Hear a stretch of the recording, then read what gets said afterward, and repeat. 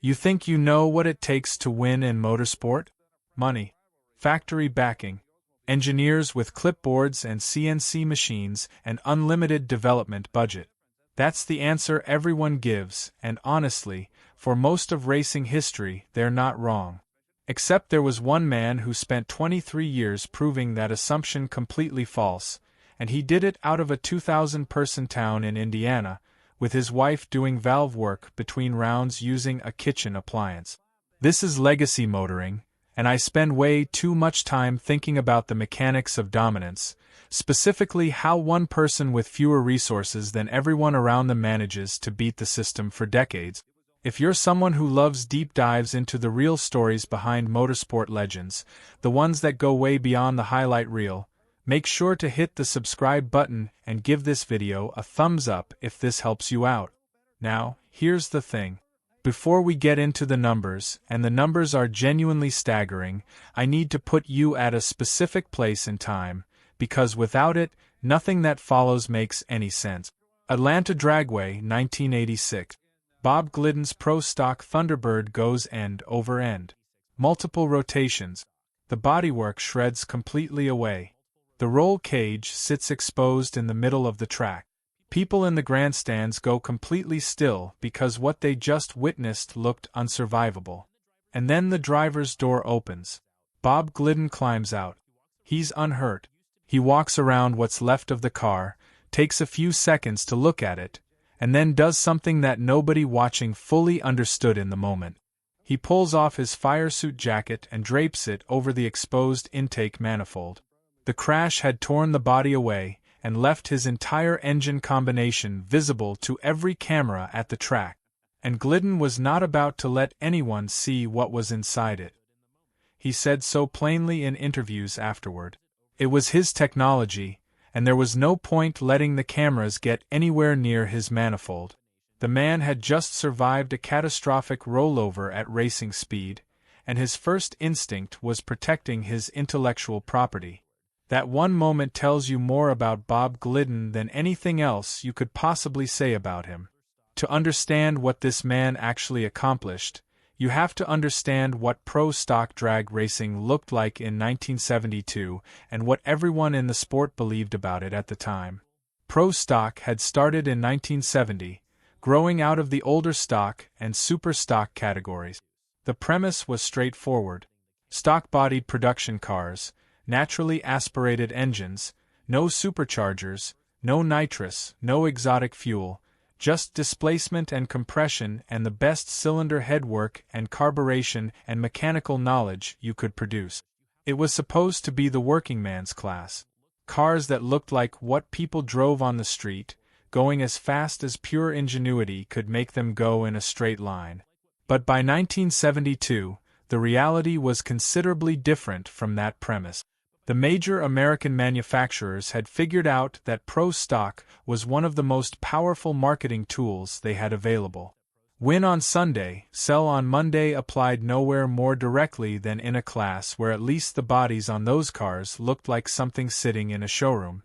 Chrysler ran a real factory program, funding drivers, providing parts, directing development. Ford was doing it through back channels, supporting teams like Wayne Gap and Jack Roush, who were essentially conducting factory engine research while nominally running as independent privateers. General Motors was doing similar things through its Chevrolet connections and the tuner programs built around them. And on top of all of that, you had the established legends of the class. Bill Jenkins, the professor who had essentially invented pro stock as a serious racing discipline. Dick Landy, Ronnie Sox, Don Carlton. These were operators who brought the complete package, mechanical genius combined with factory relationships combined with deep sponsor money combined with full support crews. The shared assumption in every pro stock paddock in the fall of 1972 was ironclad. You needed money. Not a little money. Real money. Factory money, or at minimum deep enough sponsor money to approximate what the factory programs were doing. You could not sustain winning at the national level on pure ingenuity alone, because sooner or later the well-funded teams would catch whatever you'd figured out and then pass you. That was not opinion. That was just how big-time motorsport worked. Money wins. Nobody standing in any paddock in the fall of 1972 would have pointed at a Ford line mechanic from a 2,000-person town in Johnson County, Indiana, and said that man is going to be the most dominant driver this class ever produces. The idea would have been absurd. Robert Lloyd Glidden was born on August 18, 1944, in Whiteland, Indiana. He graduated from Whiteland High School in 1962 and went to work at Ed Martin Ford as a line mechanic. That's the foundation the entire story rests on. Not engineering school. Not a racing program someone else built that he stepped into. A Ford dealership in southern Indiana where he turned wrenches on customer cars and learned from the inside out exactly how Ford engines were put together and what you could do to make them work better. In his spare time through the mid and late 60s, he was doing what every young man with a mechanical obsession and access to fast cars did in that part of Indiana: street racing, State Road 37, and State Road 252. And by everyone's account from that era, Glidden was always the fastest one. Not always the loudest or the most outwardly competitive, just the fastest. His friend Steve Dillman put it plainly years later. Bob was always the fastest. He worked harder at it than all the rest of them. He was a self-taught man, and nobody ever really gave him anything to help with his racing. He succeeded entirely on his own. That self-taught quality is the key that unlocks the entire story. Because everything Glidden would eventually discover about airflow and combustion and engine architecture, he worked out himself. In his garage. In his head. By building things, testing them, tearing them apart, and building them again. He was not working from a factory's research program or an engineering firm's development work. He was working from whatever he could figure out by thinking harder and working longer than everyone around him. Here's what most people don't realize about the early years. Through the late 60s, he moved into organized competition. Stock and superstock in a series of 427 Fairlanes, then 428 Cobra Jet Mustangs in 1968. He became one of the most consistent winners in NHRA Division III, racking up divisional wins all across the Midwest and building a reputation as a guy whose cars were always fast. But Division III divisional racing was not the top of the mountain. The national event circuit was where the real competition lived, and the real competition was expensive. Which means before we go any further, there's someone else who absolutely has to be introduced into this story. Because the story doesn't work without her. Etta Glidden.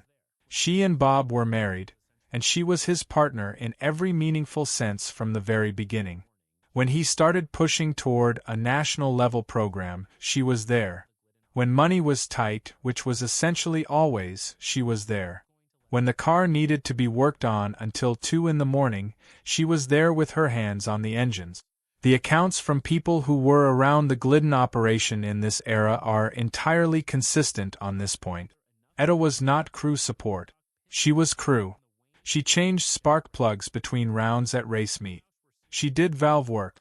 There is a story, told often enough by enough people who were actually present that it's worth treating as reliable, that at some point during a race weekend she used a Mixmaster food mixer to do valve lapping between rounds because it was what was available and the job needed to get done. And she was not going to let the absence of the correct tool become anyone's problem. That's what this operation looked like up close. Creative and resourceful and relentless and entirely family. In late 1972, Glidden put together enough money to buy a used pro-stock Pinto from the Wayne Gap and Jack Roush Ford team. He paid his own money. He loaded it up. And then he quit his job at Ed Martin Ford at 28 years old to go racing full-time with essentially no financial cushion behind him. Just the car and what he knew. His very first outing in pro stock at the national level, he was immediately competitive. At the end of 1972, he runner-up to Bill Jenkins at the Super Nationals. Bill Jenkins, who had built this class from the ground up as a serious racing discipline. Finishing second to Jenkins in your first pro stock race told everyone paying attention that this guy from Whiteland was not a tourist. And then, in 1973, at the biggest race of the year, the U.S. Nationals at Indianapolis Raceway Park, Bob Glidden won his first NHRA national event. He beat Wayne Gap in the final. The same Wayne Gap whose old car he was driving. He ran a 9.02 elapsed time at 152.54 miles per hour, which was a national record. You bought the man's car and then beat him with it at Indy in your first full pro stock season. That's not an accident. That's a statement. He didn't win the 1973 championship, but he was right in the point. And then in 1974, just his second full year, he won his first Winston Championship.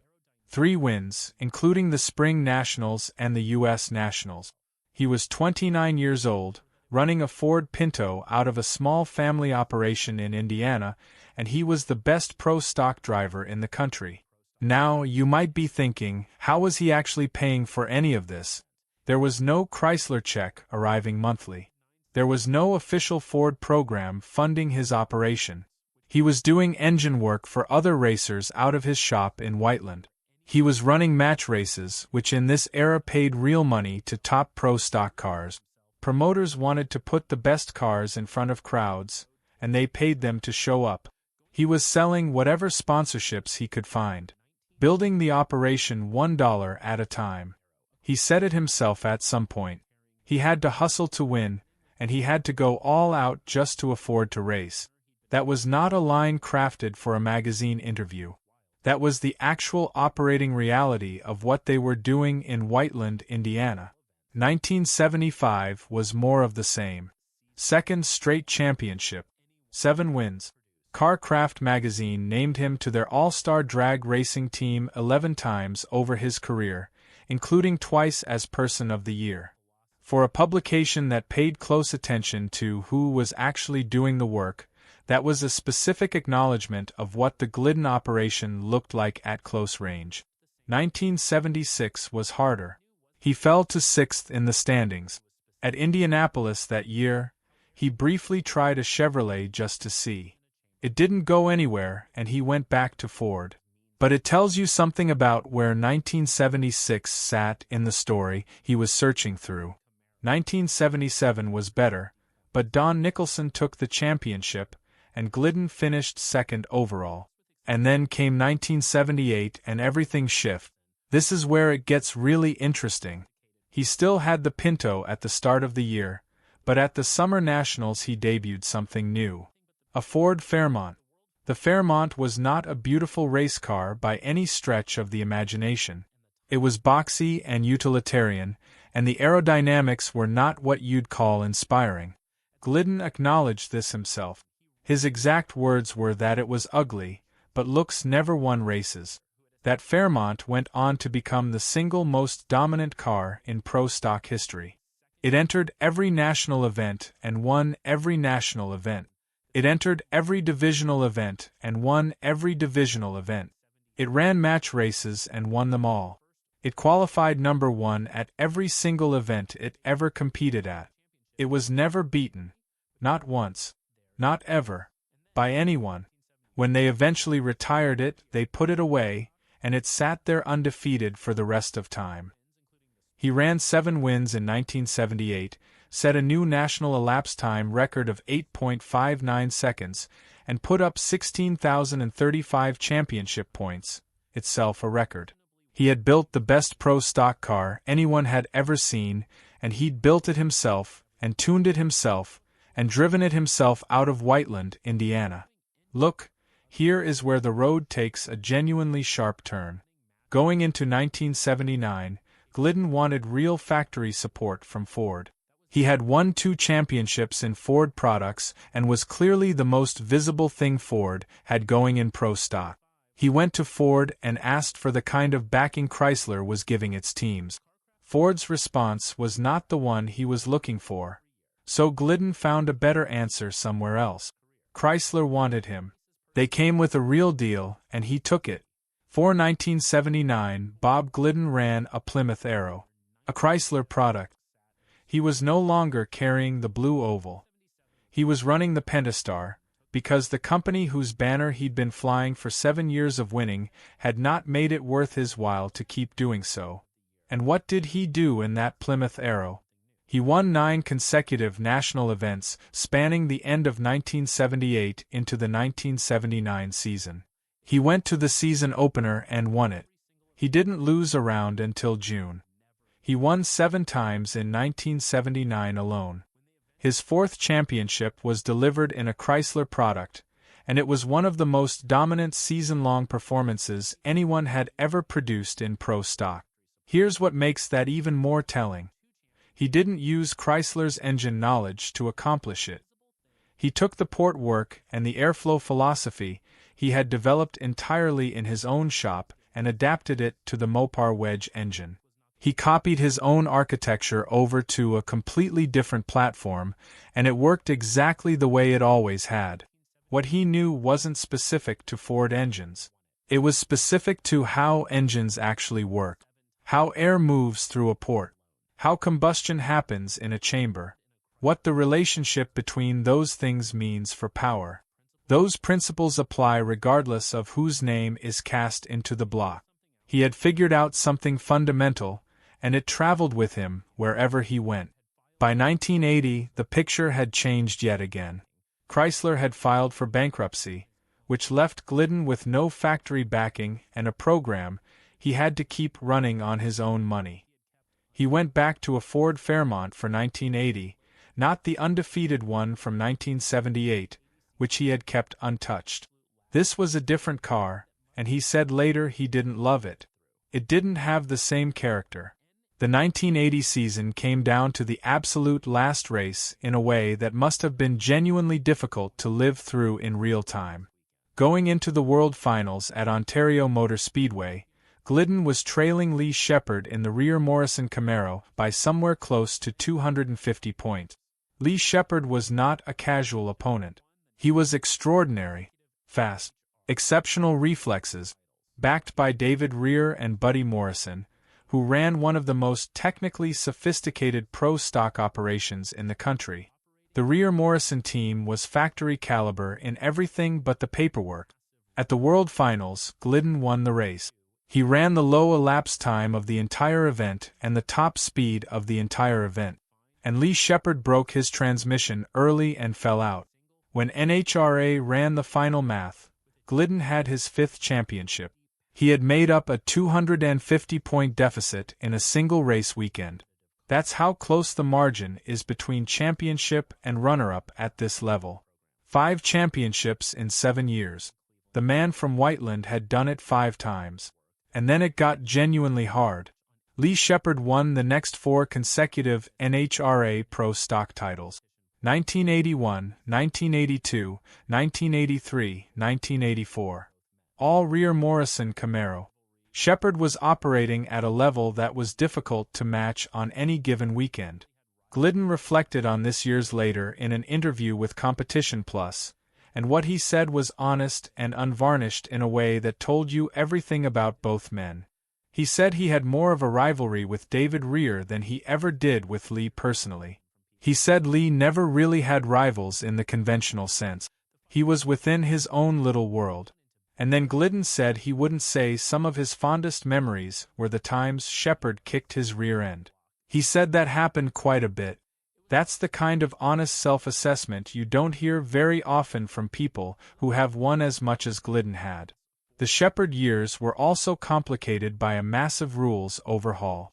In 1982, NHRA scrapped the old pounds per cubic inch formula that had defined pro stock since the beginning and moved to a single 500 cubic inch displacement limit with a 2,350 pound minimum car weight. This changed everything about how you built a competitive car.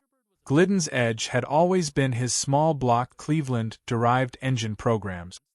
He had taken the Ford 351 Cleveland and developed port and combustion chamber work that nobody else had quite figured out. The 500-inch era moved everyone into big block territory, and GM had the purpose-built Donovan aluminum DRC block essentially ready to go. It was a platform developed specifically to win under the new rule set. Glidden was trying to make the old Boss 429 big block work against it, and there was a real mismatch in where those programs were in their development. The chassis situation was even worse than the engine situation. Ford's entry in the 500-inch era was the EXP, a small economy car being adapted for rear-wheel drive pro-stock competition. Glidden described it as the worst handling race car he had ever driven. His exact words were that it drove like a fuel-altered. If you know drag racing at all, that tells you exactly how bad this was. A fuel-altered is essentially a supercharged engine with the absolute minimum of chassis wrapped around it. They are notoriously unpredictable and genuinely difficult to manage. For a pro-stock car to handle like one is not a compliment. It is a crisis. He won the Spring Nationals in 1982, and that was the only national event win of the entire year. One win. That was the EXP year. Now, you might be thinking this sounds like a man whose moment had passed. And that's exactly what the broader racing world was starting to assume. Here's what most people don't realize about how Glidden processed adversity. He didn't talk about it publicly. He didn't make excuses. He went back to Whiteland and worked longer. In 1983, he debuted the Ford Thunderbird, and things started moving back in the right direction immediately. The Thunderbird was a bigger, more stable platform, and he got it working quickly. He won 3 national events, the Spring Nationals, the Mile High Nationals, and the North Star Nationals. He set an elapsed time record of 7.68 seconds at Indianapolis Raceway Park and a 182 mph speed record. Not a championship year, but a clear signal that the program was back on track. Motorcraft had also come aboard as a primary sponsor by this point, giving him more resources than he'd had in the lean years of the early 80s. But to be precise about what that was, it was sponsorship money. Meaningful sponsorship money. It was not a full Ford factory engine development program with company engineers directing the work.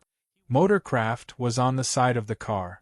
The engine programs were still built in Whiteland, Indiana, by Bob Glidden. 1984 was Shepard's again. And then in February of 1985, Lee Shepard was killed testing at Firebird Raceway in Arizona. He was 47 years old. It was a genuine loss for pro stock and for drag racing broadly. Glidden had spent years competing against Shepard, and he processed it the way he processed most difficult things. Quietly and with genuine respect for what the man had been capable of doing. 1985 was the return. 6th championship. The Thunderbird was fully developed and the team was operating the way it had in the old dominant years. And then came the stretch that nobody in the history of this class has been able to match. 1985, 1986, 1987, 1988, 1989. 5 consecutive NHRA Pro Stock World Championship. 16 years in the class, and he won half of them consecutively. Warren Johnson, who would eventually become the second most decorated pro stock champion ever with 6 titles of his own, never strung 5 straight together. Nobody has. Not before Glidden and not since. It is the longest championship streak in pro stock history, and in all likelihood, it will remain so. The combination of sustained excellence required, the testing schedule, the development spending, the sheer round-by-round execution across an entire season, multiplied across 5 consecutive seasons, represents something that the modern era of the sport has not seen anyone come close to replicating. The 1986 season had 2 moments that are impossible to separate from each other. The first is Atlanta, which we opened with. What has to be said about that crash in the full context of the season is that after the car was a pile of shredded bodywork, an exposed cage on the track surface, and Glidden had climbed out unhurt, he was also right in the middle of one of the best seasons of his career. He didn't go home. He didn't take a week off. The program continued. He also became the first driver in NHRA history to reach 50 national event wins at Dallas that year. First person to that number in the sanctioning body's entire history. and he took the 7th championship. Think about what that means in context. 500 cubic inch error rules that initially disadvantaged everything he'd built his program around, a near-fatal crash at Atlanta, and he still took the championship and became the first person in NHRA history to 50 wins in the same calendar year. That's not fortunate timing. That's an organizational mindset that refuses to allow external events to become excuses. 1987 was probably his best technical season. He qualified number 1 at every one of the 14 events on the schedule.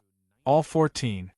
He set a record with 42 round wins over the course of the year. He won 8 national events. He recorded his 60th career win, 8th championship. Think about the logistics of qualifying number 1 at 14 consecutive events. That means showing up to every single race, in every condition, at every track, and putting down a quicker pass than every other car in the field. Elevation changes, temperature swings, different track surfaces and preparation, different ambient conditions that affect how the engine breathes and how the car launches. Every variable in outdoor motorsport working against you at some point across a 14-race schedule, and qualifying on top at every single one of them. That is the operational excellence of a man and a team that had made consistency into an absolute religion. 1988 brought the transition from the Thunderbird to the Ford Probe. He had won 19 national events in the Thunderbird over that run and then retired it. The Probe was immediately fast. He set a national elapsed time record of 7.277 seconds that year, 9th championship. And then 1989 became the capstone of the entire run. 9 wins. He led the points standings from the first race of the year to the last race of the year without ever surrendering the lead. He recorded his 75th career win at Reading, Pennsylvania. He took his 10th and final championship. 10 championship. When Warren Johnson was eventually done, he had 6. The next active pro stock driver in line has never gotten within range of 10. It remains the record by a distance that nobody has yet seriously threatened. Here's the thing about what sustained dominance actually requires at this level, because I think most people outside of drag racing don't fully appreciate what the operational grind looks like. Every national event is essentially its own season compressed into a weekend. You qualify. You make incremental adjustments based on what the track is doing and what the weather is doing and what your data tells you about where the car is leaving performance on the table. You run elimination rounds and you make more adjustments between each one. And then you either win the final or you don't, and either way you load up and drive to the next city and do it again in a week. To do that 9 times in a single season, winning the final at 9 different tracks against the full field of national pro stock competition, while also running in every other event that season and not losing enough rounds to fall out of the championship points lead from February to October, is a level of sustained performance that makes the statistics feel like they're from a different sport. According to NHRA's own historical records, Glidden's career winning percentage at national events from 1973 through his retirement remains among the highest ever recorded in pro stock competition. And he was doing it without the kind of computational tuning tools and data acquisition systems that are now considered baseline equipment in the sport. The early 90s were still productive years. He won 3 events in 1990 and 2 each in 1992 and 1993. But the landscape had shifted. Darrell Alderman driving for Dodge won the 1990 championship, and Alderman was one of the very few drivers who could claim a winning head-to-head record against Glidden in final round matchup. 4 wins against Glidden to Glidden's 1 against him.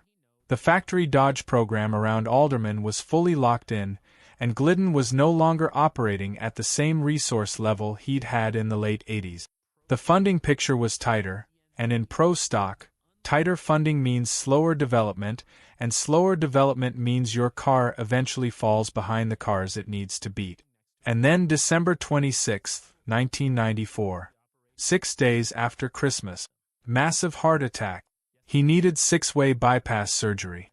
When the doctors spoke to Etta and the boys, they gave him 2 to 4 years. That was the medical prognosis for a man who by his own account had run himself at 16 to 18-hour days for 20 straight years. It was a moment of terrible clarity. He told a reporter from the Associated Press in early 1995 that for those 20 years he'd worked that pace essentially without interruption. And then in the last few years leading up to the heart attack, he'd scaled back to 10 or 12-hour days because he was simply that tired. He had been pouring himself into the engines and the car and the operation for so long that he hadn't fully registered what it was costing him physically. He put it plainly. He was on the verge of dying, and now he felt better than he had in years. That's a sentence that only makes sense if you understand what he'd been doing to himself across 2 decades of professional competition. His son Rusty drove the family's pro stock car while Bob recovered. But by May of 1995, he was back. May 28, 1995, Old Bridge Township Raceway Park in Englishtown, New Jersey. The Mopar Parts Nationals. Bob Glidden won the race. Running a 7.11 elapsed time, he beat Jim Yates in the final by 1/100th of a second. His 85th NHRA national event win. The last one he would ever take. He raced through 1996. But the funding situation kept deteriorating. Ford had redirected its pro stock resources, and without that structural support, the development spending required to stay at the front of the class was beyond what he could sustain. In February of 1997, after 2 races to open the season, he announced his retirement. He went to work on Ford's NASCAR Cup engine development program, which is about the most fitting second act you could possibly write for this particular man. The best engine builder of his generation, working on the next generation of engines for the manufacturer whose products he'd spent most of his career building into something unbeatable. Here's what most people don't realize about what Bob Glidden actually knew, and why it was so valuable that he spent his entire career making sure nobody else could see it. There's an interview that Engine Labs conducted with him in 2013, several years into retirement. They were after the same thing everybody had always been after. What was actually in those engines? What did he know that nobody else knew? What was the specific thing that allowed a family operation out of Whiteland, Indiana to beat factory programs for 2 decades?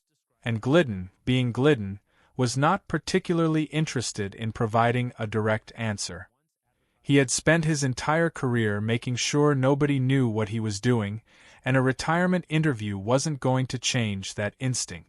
But he did say 2 things. He said he imagined they ran bigger ports than anyone else.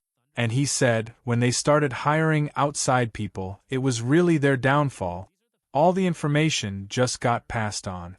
Those 2 statements are the complete story of Bob Glidden compressed into a handful of words.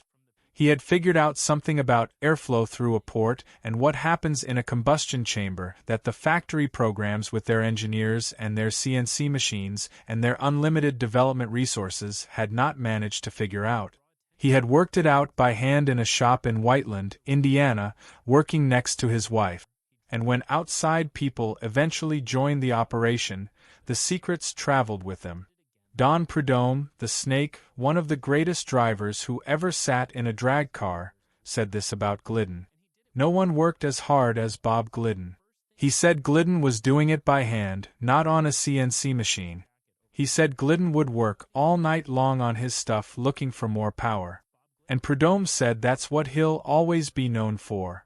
Don Garlett's Big Daddy, the man who redesigned the entire concept of top fuel dragsters midway through his own career, and who is by almost any measure the most important individual in the history of drag racing, said that Glidden was in his top 5 of all time. He said Glidden didn't get it handed to him on a silver spoon.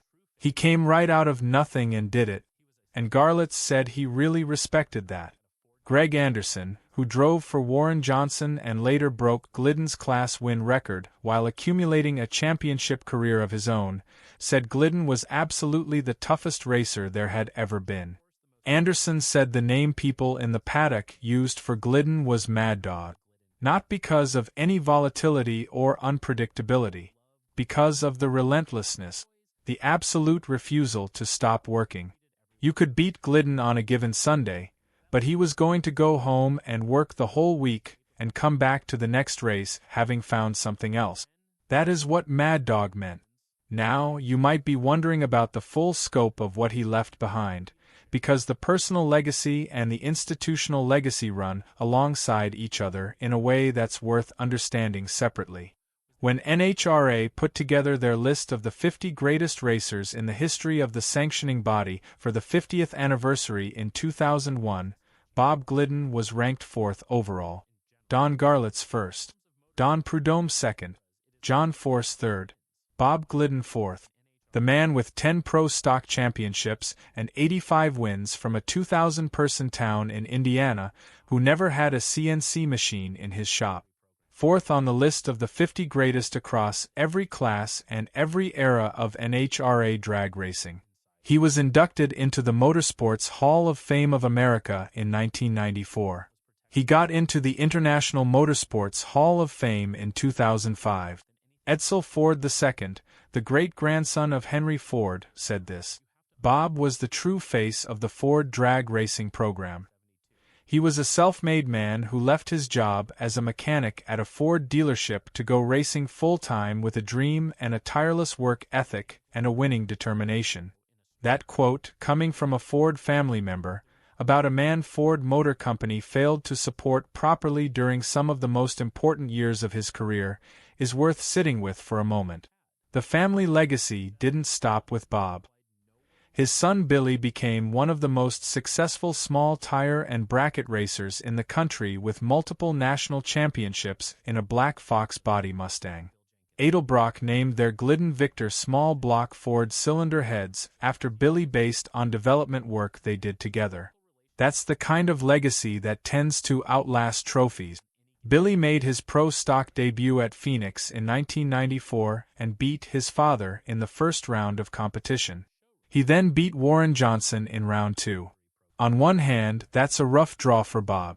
On the other hand, his son showed up to his very first national pro stock race and went 2 rounds, including one against the most accomplished active driver in the class. There's no bad version of that story for the Glidden family. On December 17, 2017, Bob Glidden died at the age of 73. He was surrounded by Etta and Billy and Rusty. Billy said he fought like you wouldn't believe. The family kept the private details private, which is exactly right for a man who never once advertised what he was working on or what it cost him. His original pro stock Pinto went to auction at Mecum in Kissimmee in January of 2020. That car won 20 NHRA races and 3 World Championships. John Force, the most successful professional drag racer who has ever lived, said something simple when Glidden passed. He said he was the man.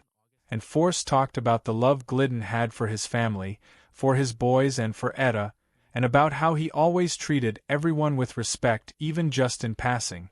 Here's the thing about that last part. It's worth sitting with, because the natural shape of the Bob Glidden story is about dominance. 10 championships. 85 wins. 5 straight titles nobody has matched before or since. The undefeated Fairmont. The jacket over the manifold at Atlanta.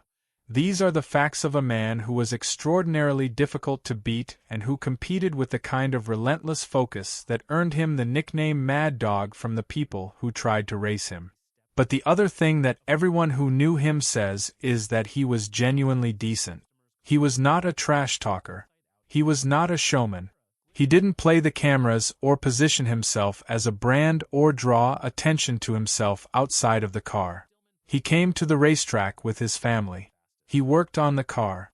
He drove it as hard as it could be driven. He kept his secret. He packed up and drove back to Whiteland and did it again the following week. And across all of it, he treated people the way you'd want to be treated. The assumption in 1972 was that you needed the factory's money, that the resources and the engineering programs and the institutional backing were what separated the occasional winner from the consistent champion. That was not a wrong assumption in general. In most forms of motorsport, in most eras, it is correct. Money wins. For 23 years in NHRA Pro Stock, that assumption ran directly into Bob Glidden from Whiteland, Indiana, who simply would not let it be true. He outworked the factory programs. He outthought the engineers. He outprepared every team at every racetrack every weekend for longer than most racing careers last. And he did it with his wife changing the spark plugs and his sons growing up learning the things their father already knew. The money was always chasing him. It never quite caught him. And the first thing he did after rolling a race car end over end at racing speed was throw his jacket over the manifolds so nobody could see what was inside it. If you want to understand what separated Bob Glidden from everyone who came before him and everyone who has come since, that image is the whole story.